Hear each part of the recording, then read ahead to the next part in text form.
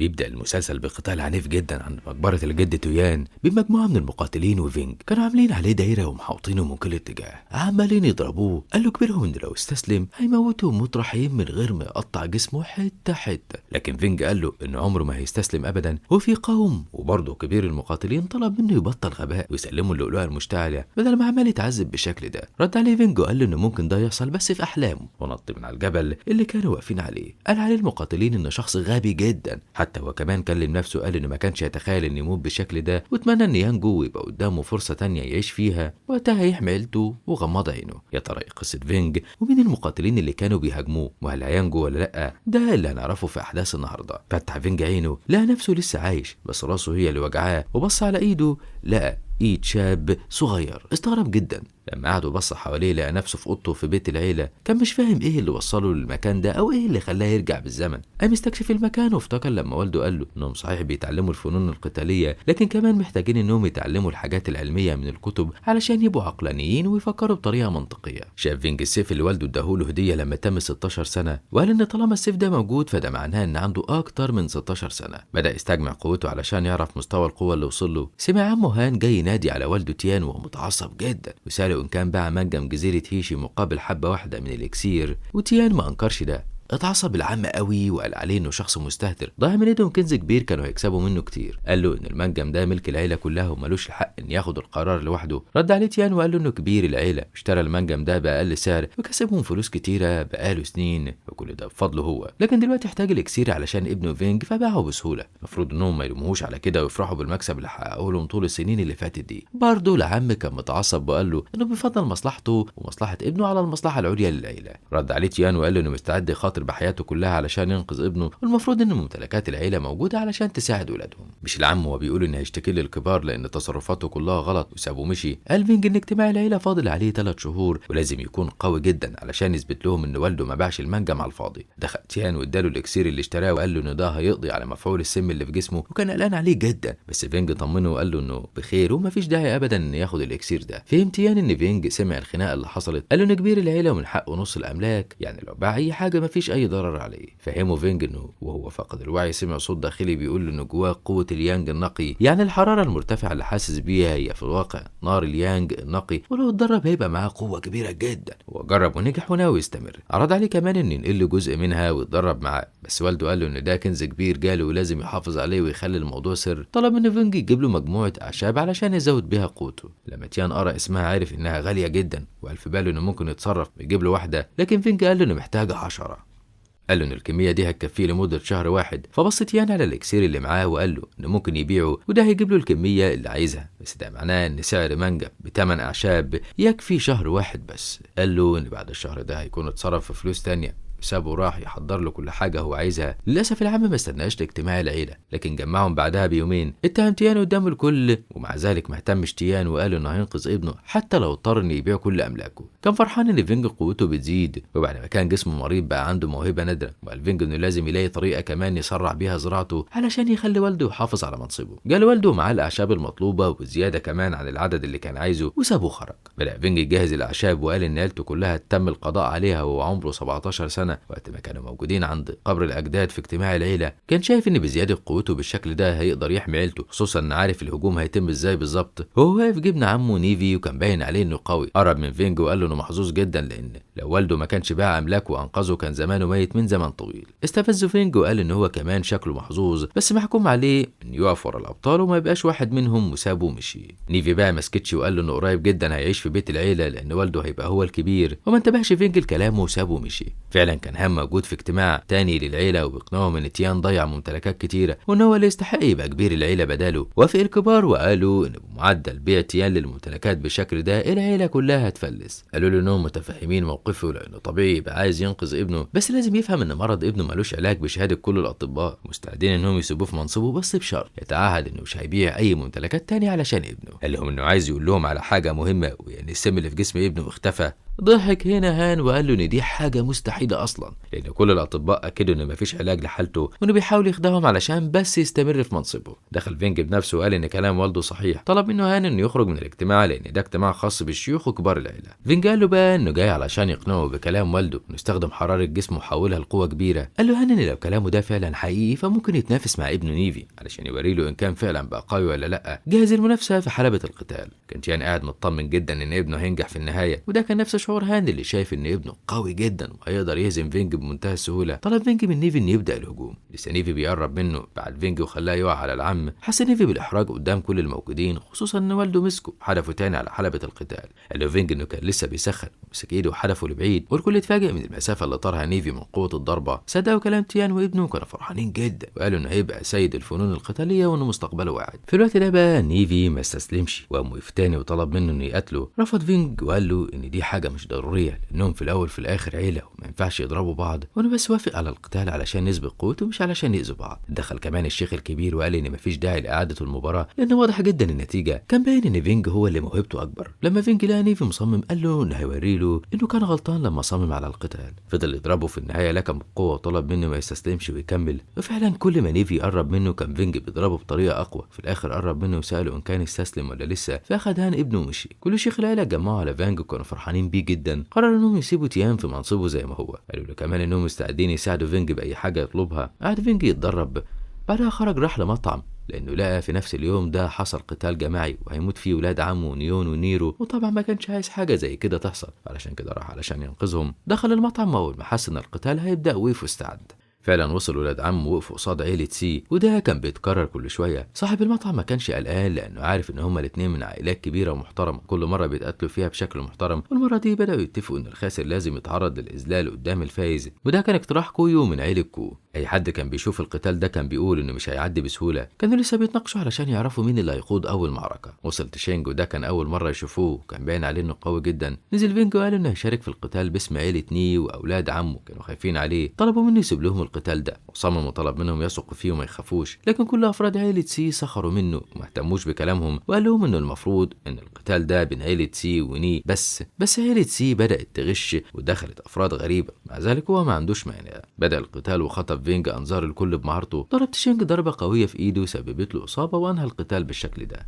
بكده تم فوز عيلة ني. وبعد اللي حصل قرر كويو انه ينادي على مقاتل تاني قوي جدا، وده يعتبر قاتل مأجور وشكله كان باين عليه انه كبير. قال لهم فينج انهم مجموعة من الجبنة مستغني عنهم لانهم استعانوا بناس اغراب كمان كبيرة في السن، ومع ذلك هو هيعلمهم النهارده درس في الاخلاق. وقف قدام المقاتل من غير اي خوف. كل الموجودين قالوا عليه انه اكيد مجنون او جريء زيادة عن اللزوم. وقف فينج قدام المقاتل ومع اول ضربة ليه جرحه في رقبته وفهمه انه ده مجرد جرح بسيط، لكن لو كان ضربة اقوى من كده كان زمانه ميت. قرب فينج من كويو وطلب منه يحترم عيلة ني كويس ويعرف مكانتهم. خاف جدا واكد له انه مش هيضايقهم تاني ابدا، وسابوا فينج ورجع لاولاد عمه اللي كانوا فرحانين بيه جدا واخدهم وخرج. لا والده كل اعمامه جايين بعد ما عرفوا انهم واقعين في مشكله مع عيله سي، بس هم طمنوهم وقالوا لهم ان فينج فاز بالقتال بمنتهى السهوله. مع ذلك ما اذاش حد منهم، يعني ما ورطهمش في اي مشاكل. كان والده فرحان جدا بيه وفخور انه بالذكاء ده، وكل الشيوخ واعمامه اللي كانوا واقفين قالوا ان كان عندهم حق لما قالوا عليه انه فعلا هيرفع من شأن العيله. كويو كان واقف وسامعهم كل ده ومتضايق جدا من فينج. رجع فينج على البيت وبدأ يحلم بكابوس موت عيلته كلها. صحي من النوم وهو متضايق لكن فرح لما عرف ان ده مجرد حلم، وقعد يشرب الشاي بتاعه. قال ان القتال مع عيلة سي المرة دي عدى على خير، لكن بدأ يفكر في اتحادهم مع عيلة كو علشان يقضوا على عيلته. ما كانش لاقي اي مبرر ورا ده غير انهم عايزين ينهبوا ممتلكات عيلته. قال ان بعد شهرين هيحصل زلزال وهيظهر منجم لينج يوان في المنطقة الجبلية القريبة من عيلته، واكيد هيحصل معركة تانية هناك. بدأ يحسب عدد الأعشاب اللي استخدمها، لقى نفسه استخدم 10 قطع، لكن برضه لسه ما وصلش لعالم تغيير الدم، وما بقاش فاضل غير أقل من شهرين على اليوم اللي هيتم فيه المعركة الكبيرة اللي هيموت فيها كل أفراد عيلته. راح لوالده وقال له إنه لازم يخرج في رحلة دلوقتي لأن الوصفة اللي حضرها ما بقتش فعالة معاه، وهيروح لجزيرة في الخارج جيدة جدا للزراعة. والده كان خايف عليه لأن الجزيرة دي فيها حاجات متقلبة والقراصنة عايشين فيها. طلب منه فينج إنه ما يقلقش عليه لأنه شاب كبير ويقدر يحمي نفسه، وراح والده ودعه بنفسه هو وأعمامه لحد السفينة. أول ما سيباي عرف ده جري على كبير عيلة سي وبلغه بإن فينج سافر للجزيرة ومعاه 2 محاربين. طمنه إنه بعت وراه صقر علشان يراقبه ويعرف خطواته، وفرح جدا كبير العيلة بده وقال إن فينج يعتبر تهديد كبير ليهم في المستقبل، علشان كده دي فرصة ما تتعوضش إنهم يقضوا عليه في البحر الواسع.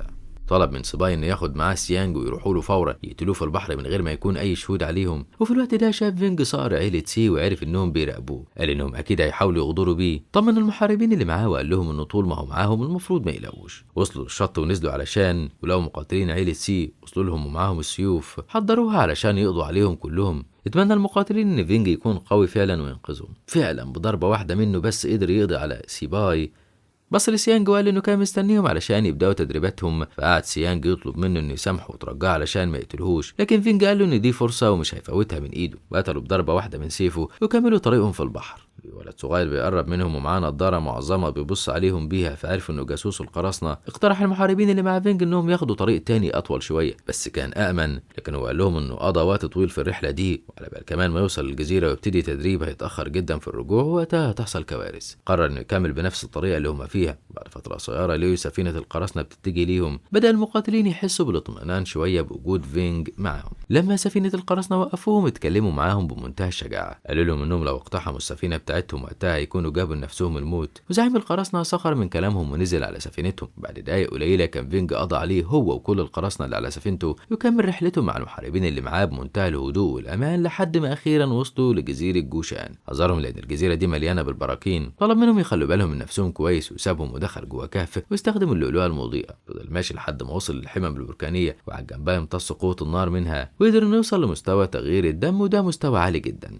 بعد ما خلص تدريبات خرج لباقي المحاربين اللي كانوا معاه ولقاهم اصطادوا سمك وبداوا يطبخوه. قعد ياكل معاهم وشافهم صقر عيله سي ورجع بعد ايام، ففهم كبار عيله سي ان سيباي وسيانج مش هيرجعوا وحصل لهم مكروه. اول ما كبير عيله سي عرف كده اتعصب جدا وكان مش مصدق ان فينج يقدر يهزم اقوى 2 من المقاتلين بتوع عيله سي، وبلغوا كمان سيشان انه عرف ان فينج استقر على الجزيره. تاكد كبير عيله سي ان فينج خطر كبير عليهم وكتب رساله لهونج تيان اللي ليه عداوه كبيره مع عيله ني علشان يقتل فينج. فعلا اتحرك سيشان وراح له ومتاكد ان دي هتبقى نهايه فينج. ولما وصل له لقى قاعد في كهف مخيف جدا وعرف ان كلهم من مستوى تغيير الدم، وقف عرفه بنفسه وسلم هونج تيان رساله كبير عيله سي. اخدتها منه واحده من الخادمات وسلمتها لهونج تيان، وبعد ما قرا الرساله ضحكه سخريه وقال ازاي عيله سي خايفه من ولد صغير، لكن سيشان عرفه انه قوي جدا انه يساعدهم لان لو ما قدرش يقتل فينج في الوقت ده بقى هم مش هيقدروا عليه. بعد هونج تيان مقاتلين كتيرة من عنده مع سيشان علشان يقضوا على فينج في الجزيرة، والمحاربين مع فينج أول ما شافوا السفن بتاعتهم بلغوا فينج على طول. خرج لهم وطلب من المحاربين اللي معاه انهم يترجوه علشان ما يتأذوش، وقرب من المقاتلين بتوع هونج تيان اللي طلبوا منه انه يستسلم علشان ما يعذبهوش، وقال لهم انه كان قاعد بيتدرب في سلام وهم اللي جم لحد عنده، ولما مشوش هيكون مضطر انه يقتلهم. سخروا منه وبداوا هجومهم عليه. كانوا هم الاربعه اقوى من بعض والواحد منهم بيتميز بسلاح معين، مع ذلك لفت انتباههم قوة فينج اللي ما كانوش متوقعينها. استغربوا ازاي طفل زيه ما كملش 17 سنة يقدر يقف قدامهم بالشكل ده. قدر فينج انه يقضي على اول واحدة منهم وهي ليان، فحبيبها اتعصب جدا وطلب من اللي معاه انهم يتحدوا ويقضوا عليه بسرعة. الحيلة دي ما نفعتش وقضى فينج عليهم واحد ورا التاني، بس شان كان مراقب اللي بيحصل من السفينة مرعوب. اخر مقاتل فيهم فهم ان قوة فينج اكبر منهم فقرر انه يهرب ويبلغ هونج تيان باللي حصل. فينج كان فاهم كويس ان هونج تيان لو جاله فده معناه انه هيموت. طار بسرعه ورا المقاتل وقال له انه مش هيسمح له يهرب، وبدا يهاجمه لحد ما قضى عليه. قرر سيشان انه يهرب بسرعه وفينج ما راحش وراهم لانه كان متاكد انهم هيرجعوا له تاني، بس للاسف سيشان ما رجعش لكبير عيلته، لكن راح لهونج تيان وبلغه باللي حصل. كان سيشان متاكد ان المره دي فينج هيموت. وصلوا للجزيره اللي عليها فينج ولقوه واقف مستنيهم. قال له هونج تيان ان معاه عدد كبير جدا من المقاتلين واكيد مش هيقدر عليهم وعليه والافضل انه يستسلم. رد عليهم فينج وقال لهم انه فرحان ان كلهم موجودين علشان يقضي عليهم كلهم مره واحده. قال لهونج تيان انه هينتقم منه على اللي عمله من اعمال السرقه والنهب من عيله ني وقتله كمان لعمه الثالث، وانه بعد ما هيقضي عليه هيقضي على كل المقاتلين اللي معاه وهينتبه لعيلة سي اللي بيحاولوا يقتلوه. اتحداه هونج تيان وطلب منه يوري له قوته اللي مخليه يتكلم بالجراءه دي، وبدا يهاجمه، لكن فينج فاجئه بحركتين جرحوا بيها في ايده. قرر هونج تيان ان ينتقم منه لان حس ان كبرياءه اتجرح. سيشان وقف يشجعه هو وكل المقاتلين اللي معاه، وبرضه فينج ما تهزش وقال له انه هيخليه يعرف معنى الالم النهارده. فعلا جرحه في ايده مره تانية، لكن هونج تيان دار ايده علشان ما حدش يعرف، بس كان واضح جدا انه بقى مهزوز. قال له فينج انه خلاص زهق من القتال معاه وهينهيه حالا، وبقى يضربه ضربات مفاجئه من كل اتجاه وقضى عليه. اترعب سيشان هو وكل المقاتلين، وبقى فينج يضربهم واحد ورا التاني قبل ما يهربوا. قال لهم انه لازم يعمل كده علشان يقضي على المجرمين اللي بيسرقوا السفن، وقفوا يترجوه انه يسامحهم ووعدوه انهم هيبعدوا عن السرقه تماما. وبعد مرور 7 ايام كان فينج قدر يوصل لمستوى تغيير الدم، وقال ان اسمه كده لان بيتم تغيير دمه لدم اقوى بكتير جواه طاقه كبيره جدا. كان بدا يدي انذار لان هيتم تفجير اليشم الحار. قرر فينج انه يدخل بسرعه جوه الكهف علشان ما يفوتش الفرصه دي. في اللحظه دي وصل كبار العائلات ومعاهم شباب العيله علشان يتدربوا ويزرعوا في المكان ده ويستفادوا باليشم الخارق. لما دخلوا بداوا يتفقوا على تعاون مشترك بينهم. فينج كان سامعهم وتجاهلهم خالص، قال ان اهم حاجه دلوقتي انه يركز على اليشم وبس علشان يقدر يوصل لمستوى اعلى، ولانه كان قاعد بين الصخور فمحدش شافه. بعد ثواني ظهر اليشم الحارق، بدأوا يتقاتلوا مع بعض، وقبل ما يوصلوا له كان فينج أخده وقال لهم إن اليشم خلاص بقى بتاعه. كان واقف على الجنب التاني من الحمم البركانية فما كانوش عارفين يوصلوا له. بعد ثواني لقى يشم تاني هيخرج من النار، جري برضه أخده، تجنب كل أسلحتهم اللي عمالة تتحدف عليه، وأي واحد منهم كان بيحاول إنه يهجم عليه كان فينج بيضربه بمنتهى السهولة. قرروا إنهم يستسلموا ويمشوا، وقتها نادى فينج على مينج واداله واحد من اليشم اللي معاه لأن ما كانش فيه أي مشاكل بينهم.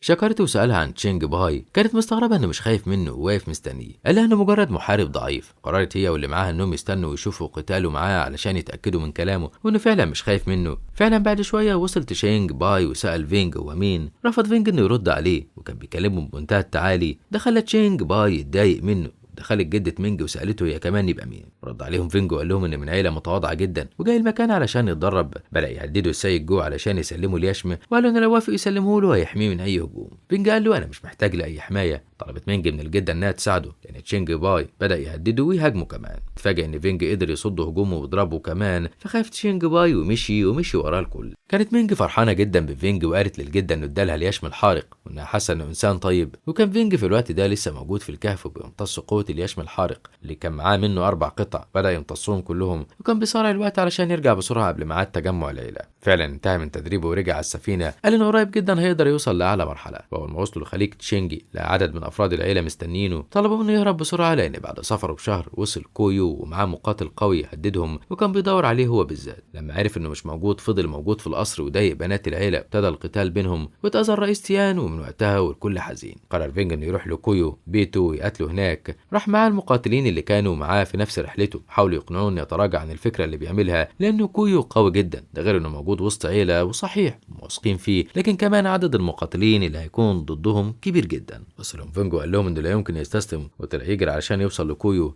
كان شخص مستهتر جدا طول الوقت بيضايق البنات لانه مش في وعيه. سمع فينج صوته وهو بيضايق بنت من عيله ني، جري عليه واول ما كويو شافه فرح، قال انه كان مستنيه بقاله فتره كبيره. تفخر بالجرائم اللي عملها في حق عيله ني بانه سبب لهم الاهانه ليهم ولبناتهم، وطلب منه يركع قدامه ويطلب الرحمه علشان يسيبه يعيش. طلع فينج سيفه وجرحه بيه في ايده، فتراجع كويو لانه اصلا انسان جبان وضعيف، وامر المقاتلين اللي معاه انهم يتصرفوا. كانت النتيجه انهم سابوه وهربوا، لكن فينج ما سمح لهمش يهربوا وضربهم بسيفه. خرج عم كويو وهو هونج، فجري كويو عليه علشان ينقذه. فضل يزحف لحد ما وصل له، والعم هونج كان متضايق جدا علشانه. قال لفينج انه هيقضي عليه وينتقم منه هو وعيله ني كلها. وبدات الناس تتجمع على الصوت، قالوا ان بعد اللي حصل اكيد عيله ني خلاص انتهت. فينج ولا اهتم بالكلام ده وسال هونج ان كان هو اذى والده ولا لا. رد عليه هونج بمنتهى التكبر وقال له ان هو فعلا اللي جرحه ووقف يسخر منه. قال لفينج انه يقتله. كل الموجودين قالوا عليه انه اكيد مجنون، لكن ما كانوش يعرفوا ان فينج بقى في مستوى اعلى. قال لهم انه يعلموا درس الاول وبعدها يقتلوا علشان يكون عبره لكل الموجودين. بدا يهاجمه لكن اتفاجئ ان فينج وجه له ضربه جرحته وقال له ان قوته كبيره جدا وما كانش متوقع كده منه. رد عليه فينج بضربه تانية قوي صد كل ضربات هونج وكمان جرحته. هجم عليه فينج وفضل يقتله وقال له انه بيقاتل النهارده باسم شرف عيله ني. وجه له ضربات كتيره لحد ما وقعه في الارض وطعنه بسيفه. بس فينج بعدها الكوي وطعنه هو كمان، وقال لمقاتلين عيله ني انه قضى على كل زراعتهم وطلب منهم ياخدوهم ويحجزوهم. في اللحظه دي وصل والد فينج وكان فرحان بيه جدا، وكل عيلته قالوا له انهم فخورين بيه. بدأوا كمان يلاقوا من رد فعل عيلة كو، خصوصا انه فيه مقاتلين من مستوى عالي جدا، وقالوا له انه بالرغم من انه عبقري بس برضه مش هيقدر عليهم. طمنهم فينج انه يقدر يهزمهم بسهوله وانه هيقعد يحرس عيلة ني علشان يهزم الاعداء واحد ورا التاني. قرر والده انه يدعمه في قراره، ووزع مهام الحراسه على باقي الافراد، وكبير عيلة سي كان هيتجنن من فينج قرر انه يتعاون مع عيلة كو علشان يقضوا عليه. بعت لهم مرسال، لكن المرسال اول ما وصل اتفاجئ ان عدد كبير من عيلة ني هم اللي موجودين في المكان، وكانوا عاوزين يمنعوا دخوله، لكن في الاخر دخلوه المبنى. وفي نادي على هونج، فاتفاجئ ان فينج هو اللي خرج له وقال له ان سجن هونج وكويو، فخاف جدا المرسال وكان هيمشي، فبداوا يهاجموه.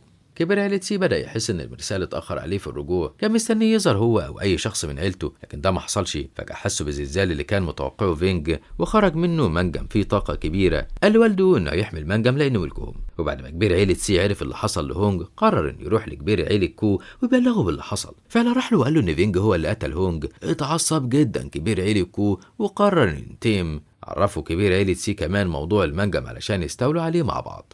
قال له ان المنجم مليان بالكنوز اللي هتخليهم اغنياء جدا، وكان عنده حق في النقطه دي لان تيان وافراد العيله بداوا يستخرجوا الكنوز اللي موجوده في المنجم وياخدوها اليوم. كان فينج شايف انها جواهر نقيه جدا ونادره وتقدر انها تحسن من الزراعه بسرعه كبيره، فبدا والده كمان يجمعها له وهو يمتص قوتها، وده خلاه يبقى اقوى بكتير. الكل كان بيتكلم عنه وعن عبقريته، وكان بيتعاملوا معاه بمنتهى الاحترام. كان متوقع ميعاد وصول الاعداء، فوقف هو ووالده وباقي المقاتلين مستعدين. فعلا وصل واحد من فريق المراقبه وقال له ان السفن في اتجاهها ليهم ومليانه بالمحاربين. طمن فينج الكل وقال انه هيقضي عليهم. راح استقبلهم اول ما وصلوا وقال لكبير عيلة كو انه قبض على ابنه كويو المستهتر بعد ما قضى على زراعته. طلع سيفه ووقف قال ان اي حد هيحاول يقرب منه هيقتله. كانوا مستغربين انه قدر يوصل لمستوى القوه ده كله بعد 3 شهور من بدايه الزراعه، بعد ما كان جسمه مسموم. قالوا ان كبير العيله قعد 9 سنين على بال ما وصل للمستوى ده، وكبار المقاتلين بداوا يهاجموه. كانوا بيقدروا يصدوا ضرباتهم بمنتهى السهوله. قال انه مستعد يقضي عليهم كلهم، فاتجمعوا حواليه وكونوا تشكيل علشان يقتلوه. والده بقى والباقيين خافوا.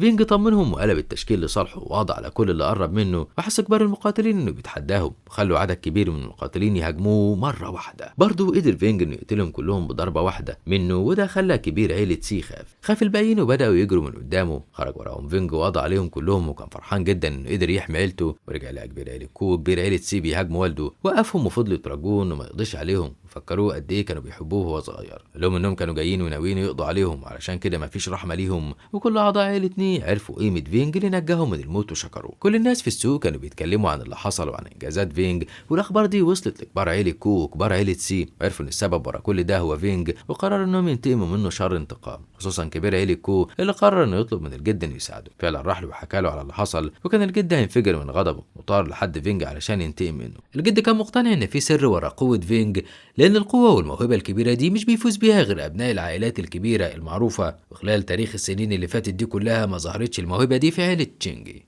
قال انه لو اكتشف السر ده هيقدر يقضي عليه بسهوله، ويقضي على عيلته كلها ويستولى على كل الكنوز اللي تبعهم. واول ما وصل لها فينج واقف وقال له انه مستني وصوله. استغرب الجد انه واقف بالثبات ده ومحاولش يهرب قبل ما يوصل له. اتكلم معاه وهدده بانه هيقضي عليه، لكن فينج كلمه بمنتهى الشجاعه. قال انه مش خايف ويقدر يهزمه هو واللي اقوى منه كمان، بدليل انه قضى على هونج تيان والمقاتلين. ونادى الجد باسمه من غير اي القاب. مسك سيفه ووجهه للجد مستعد للقتال. حكى له هو ازاي قضى على كل اللي قبله. قال الجد بباله ان معظم الاسماء اللي هزمها فينج بتستخدم تقنيات سريه ومحدش يعرفها، وبالتالي هزيمتهم مستحيله. قال له الجد ان عمره اكبر من 100 سنه، يعني اكبر من جده، وسافر لبلاد واماكن بعيده، والانجازات اللي بيتفاخر بيها قدامه مجرد كلام فارغ ملوش اي قيمه، وعمره ما يخاف منه. طلب منه فينج انه يجرب يهجم عليه. قال قدامه اسماء 4 تقنيات سريه بيستخدمها الجد، وعرفه كمان انه عارف التقنيه الخامسه. وقتها الجد حس بالحيره وما كانش عارف فينج عرف الكلام ده منين. رد عليه فينج وقال له ان التقنيه الخامسه هي اللي هيستخدمها علشان يهزمه بيها.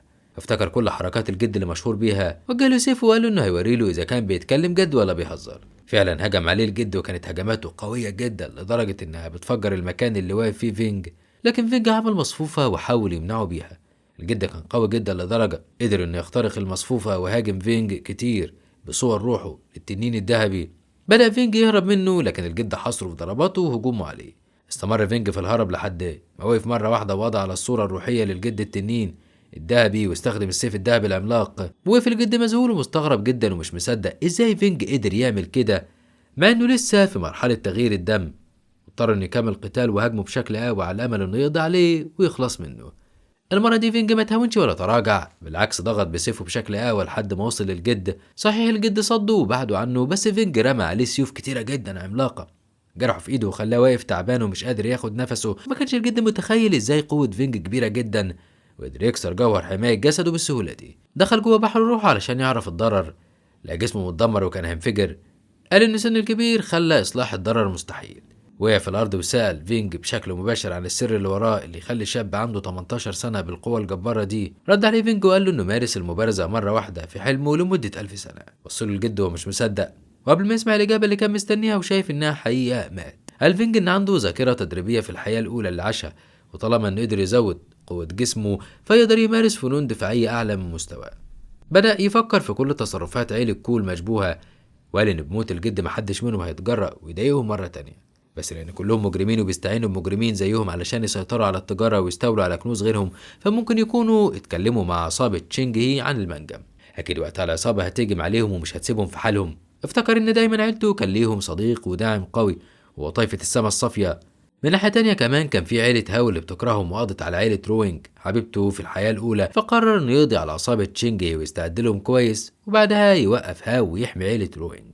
كل الناس في الشارع كانوا واقفين باصين عليه وبيتكلموا عن قوته ومهارته الكبيرة. كان فينج في الوقت ده متردد إذا كان يمشي ويسيب العيلة لوحدها وده ممكن يعرضهم للخطر، ولا يستنى معاهم، بس مش قادر يساعدهم بشكل كفاية لأن قوته ما كانتش في أقصى مرحلة، لحد ما عمه هان جاله وعرف منه إنه ناوي يروح لقصر تشينج، وقال في باله إن أكيد في خطة في باله المصلحة العليا كلها، وطمنوا إنهم هيكونوا بخير وسألوا هيسافر إمتى. عرفوا فينج إنه يمشي حالا علشان يدور على طريقة يوقف عصابة تشينجي قبل ما تأذيهم، لأنهم أقوى من عيلة كوب بأضعاف ومش هيقدر عليهم. شجعوا العم هان وقال له إنه هيحضر له الخيل بنفسه وجاب له الحصان. ادى له فينج رسالة علشان يبعتها للشخص اللي مكتوب اسمه في حالة ان اي حد من عصابة تشينجي يتعرض لهم وهو مسافر. طلب منه كمان انه يحط جثة الجد في تابوت ويبعتها لعيلة كو. ودع العم وخرج هو لقصر تشينجي ونفذ العم المطلوب منه وخايف على فينج من الطريق الطويل اللي هيمشيه. فضل فينج ماشي وسط الغابات لأيام طويلة جدا، وقرب جدا من جناح وانج جيانج اللي كان متجمع فيه طلاب طائفة السماء الصافية، لأن ده بعد خروجهم ورجوعهم للبيت في أجازة مدتها شهر، والكل بيتكلم عن تشينج في العبقري. ده بقى عنده 28 سنة وقالوا إنه فاز بالبطولة بتاع القوة لمدة 3 سنين ورا بعض، وكان كله متوقع ليه إنه يكون معلم لفنون الدفاع عن النفس قبل ما يتم 30 سنة. قواعد طائفة السماء الصافية كانت بتقول إن أي طالب يفشل في الوصول لفنون الدفاع عن النفس في سن ال30 يطرد من الطائفة. أول ما تشيفينج وصل الكل جري عليه وكأنه نجم، وده اللي استغربه جدا واحد من الخادمين في الجناح. قال لزميله إن في 3 عائلات في مدينة تشينج، هم عائلة اللوردات ودول بينتموا لطائفة السماء الصافية، وعائلة كو وعائلة مينج ودول ممكن تقول عليهم ان قوتهم مش عادية، وتشيفينج واحد من العائلات دي. طلع تشيفينج قعد مع شياودي من عائلة مينج واختها، بس هما ما كانوش طايقينه حرفيا. فجأة وصل فينج فنادت عليه شياودي وقالت له ان الوضع خطير ولازم يمشي فورا، وكانت خايفة عليه من مواجهة تشيفينج واولاد عمه لانهم حكوا لتشيفينج على كل حاجة حصلت في الكهف وقت ما فينج ضربهم ورفض يديلهم اليشم الحار. طلبوا منه ياخد لهم حقهم، وفعلا استعد تشيفينج واولاد عمه كانوا واقفين وفرحانين جدا لانهم متاكدين انه هيقدر يضرب فينج وممكن كمان يقتله خالص.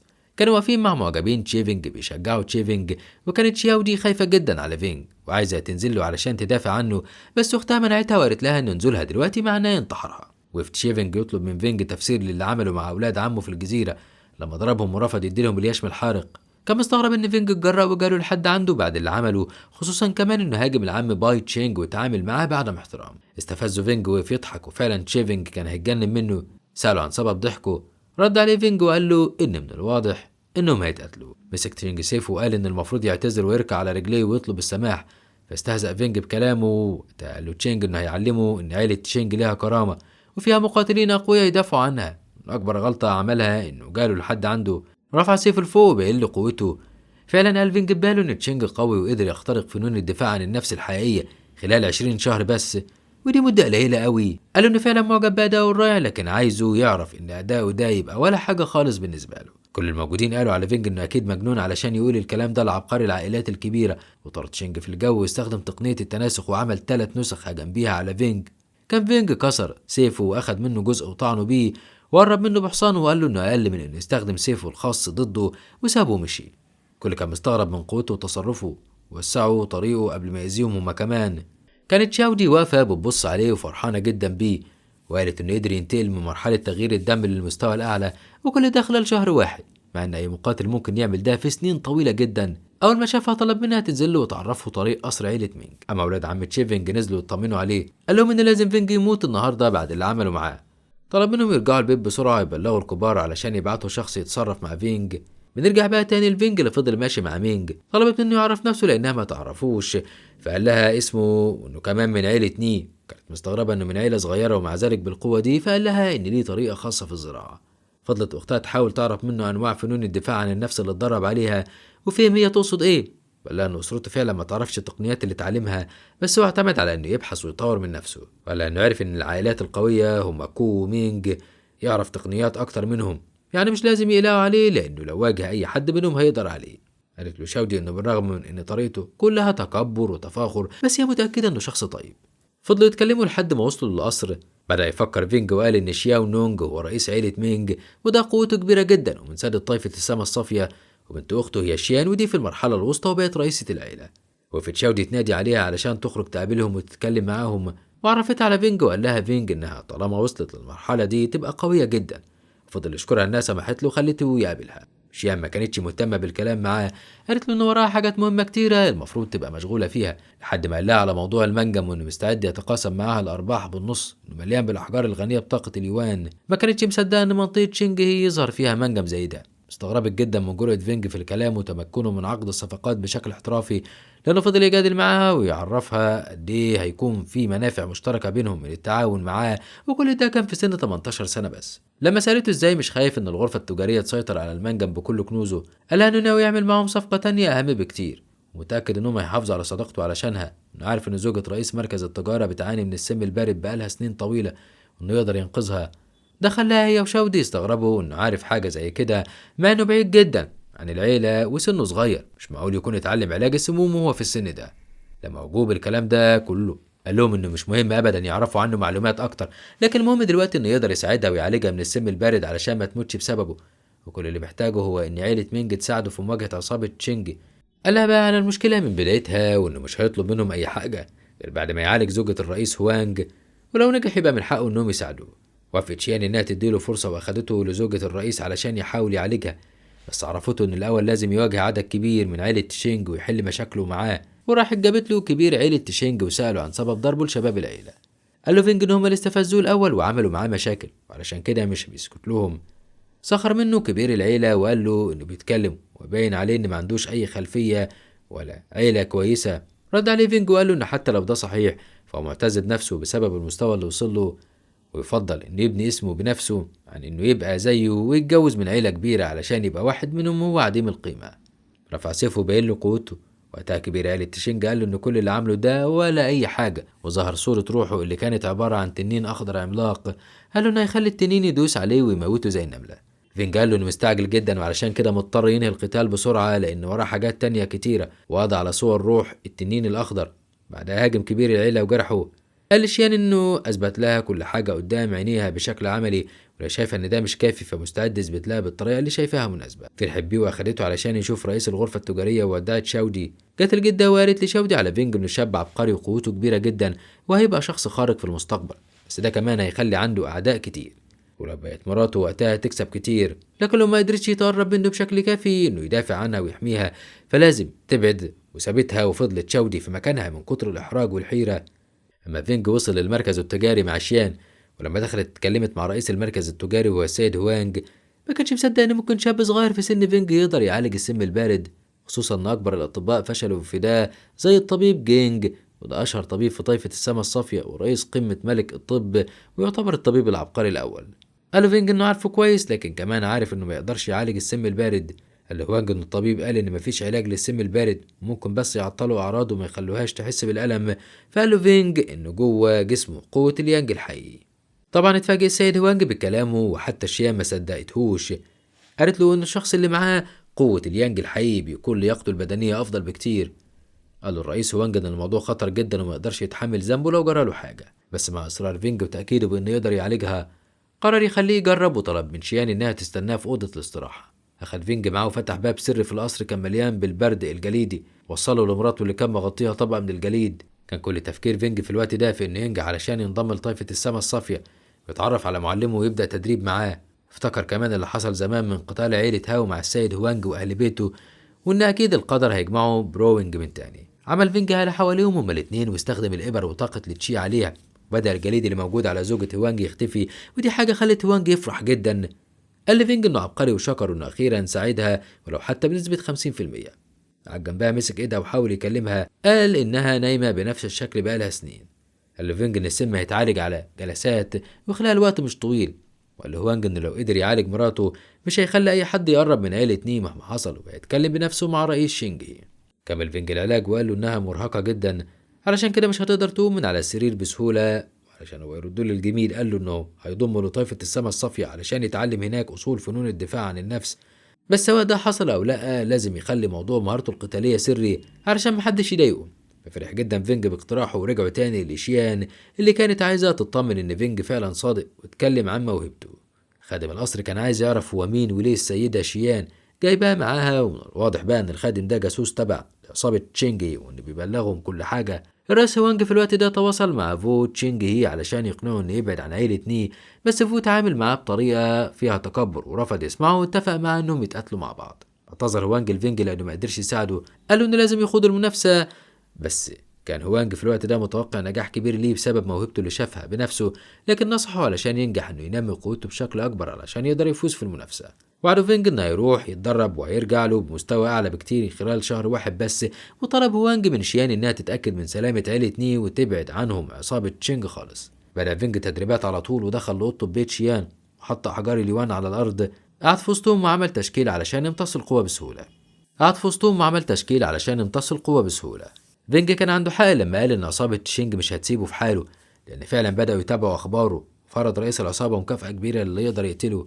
راح اول اتنين يدوروا عليه وعرفوا مكانه عن طريق الهالة القوية اللي كانت طالعه له من المكان. هو كمان حس بيهم وخرج من المبنى واستعد لهم ووقف يواجههم. كان بيواجه بمنتهى القوة مع انهم كانوا اقوى منه بكتير، بس كان سريع جدا. هرب منهم وراح لشيان يستنجد بيها، وفعلا وقفت قدامهم وصدت ضرباتهم بمنتهى السهولة. طلبوا منها تبعد هي وما تتدخلش. طلع فينج يجري فجري وراه واحد منهم والتاني وقفته شيان. قرر فينج انه يقف ويضيع وقت معاه ويفضل يكلمه كتير، لكن برضه المقاتل كان مصمم على قتله. بقى فينج يهرب شوية ويصد ضربات شوية بسيفه، وفاجأ المقاتل مرة واحدة وهاجم عليه وضربه، لكن المقاتل كان قوي جدا وما تأثرش. فينج فضل وراه لحد ما قضى عليه وقعد جنبه يسترد صحته شوية، فشافته شيان اللي راحت دورت عليه بعد ما المقاتل اللي كانت بتواجهه هرب، واستغربت ان فينج قدر يقتل المقاتل في مستوى متقدم زي ده. قربت من المقاتل وفتشته وقالت ان اكيد عصابة تشينجي هم اللي كانوا مأجرينه، واخدت فينج ومشت. تاني يوم جابت له ريو من عيلة يان وجاية علشان تكون معاه وتحميه، وطبعا فينج كان عارفها لانها عبقرية مشهورة. رحب بها جدا وطمنته انها تكون جنبه طول الوقت، مش هتسيبه ابدا علشان شيان تتفرغ لحماية عيلته. دخل فينج يكمل تدريباته لحد ما جه ميعاد المنافسة، والرئيس هوانج كان فرحان جدا بالمستوى اللي وصل له فينج وطلب منه يستعد. لأول مرة يجتمع مع روبنج بنت الرئيس هوانج وشكرته على إنقاذه لوالدتها، ودي كانت حبيبته في الحياة الأولى اللي عاشها. كان فرحان جدا إنه شافها واجتمع معاها تاني. افتكر كل اللحظات السعيدة اللي عاشها معاها، وقالوا له إنهم جايين يحتفلوا بمناسبة وصوله لمستوى القوة العالي. قبل بداية المنافسة وقفت روينج تبص على فينج وهي معجبة بيه جدا، لأنها حست إن في حاجة مميزة. وراحوا كلهم لمكان المسابقة، وكان كل المشاركين في مستوى عالي جدا. طلب هوانج من فينج وابنه إنهم يخلوا بالهم من نفسهم كويس. ومع بداية المنافسة وصل مجموعة من المقاتلين المغرورين جدا ووقفوا يستفزوا يان. ما قدرش يتحكم في أعصابه وكان عايز يضرب واحد منهم، بس هم ضربوه وقعوه في الأرض، وبعدها بقوا يستفزوا روينج كمان. قربت منهم بمنتهى الهدوء والثبات وبدأت تهاجم البنت اللي مع المقاتلين. وعرف فينج إن البنت بتستخدم أسلوب قتال التعبان. كانت قوية جدا، ومع ذلك روينج كان معاها قوة الجليد اللي ورثتها من والدتها، وقدرت إنها تجمد البنت وتهزمها، وبعدها أزالت الجليد اللي كانت عاملاه. رجعت وقفت جنب والدها وفينج لأنها خلاص هزمت البنت، ورجعت البنت وهي مكسوفة لزمايلها المقاتلين.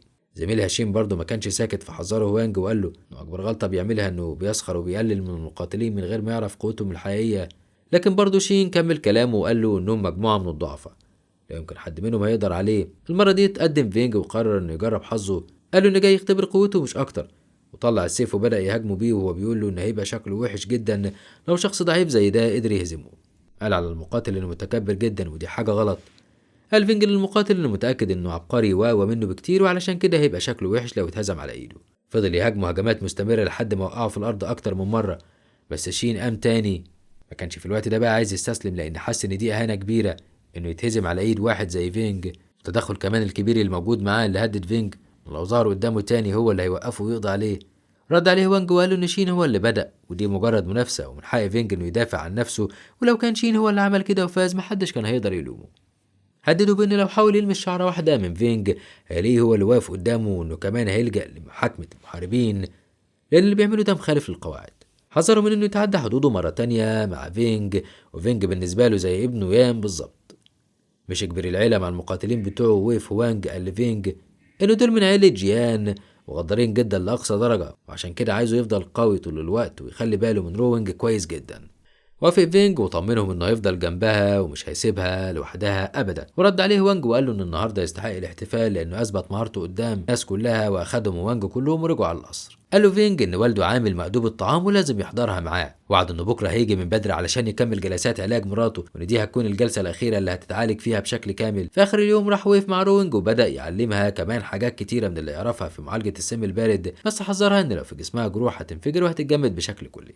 عرف منها ان هي كمان مصابه بالسم البارد، وعلشان كده عايزه تلاقي طريقه تتعالج بيها، بس حست ان خلاص مش هتعرف تعمل حاجه. طمنها وقال لها ان في تمرين عالي المستوى هيعلمه لها، بس مش لازم ابدا تستعجل الامور، لان ناوي ياخدها لطائفه بيانج يعلمها هناك حاجات كتيره. سبق وراح لوالدتها وعمل لها اخر جلسه علاجيه، وفاقت اخيرا وشكرته انه انقذ حياتها وسابها واقفه مع جوزها وبنتها. خرجوا وراه وشكروه كلهم لانه اوفى بوعده. قررت رونج انها تروح مع فينج، ووقف السيد هوانج يقول لمراته ان فينج شجاع وموهبته كبيره، متوقع ان هيكون له انجازات مستقبليه ملهاش حدود ويخلي طائفته اكبر طائفه في الطوائف الثمانيه. اقترحت عليه مراته انه يستوعب الموهبه دي ويلفت نظره انه يتجوز رونج بنتهم، لكن هو قال لها ان رونج لسه صغيره وقدامها كتير علشان تدرسه. كانت رونج طول الطريق مع فينج بتعرفوا على الطوائف. بالصدفه قابلت شين وكان معاه مجموعه من المقاتلين اعترضوا طريق فينج وروينج، وكانوا عايزين ينتقموا من فينج، شايفين انه انسان فقير وضعيف وما يستحقش ان رونج تديله المكانه الكبيره اللي هو فيها. بدأ فينج يقلق لان عددهم كبير وكلهم في مستوى عالي، لكن لحسن الحظ وصل لعم شياو وانقذ فينج من ايدهم، واخده هو ورونج وعرفهم ان المكان اللي هم فيه اسمه الجبل الصغير، واخدهم معاه علشان يبقوا في حمايته.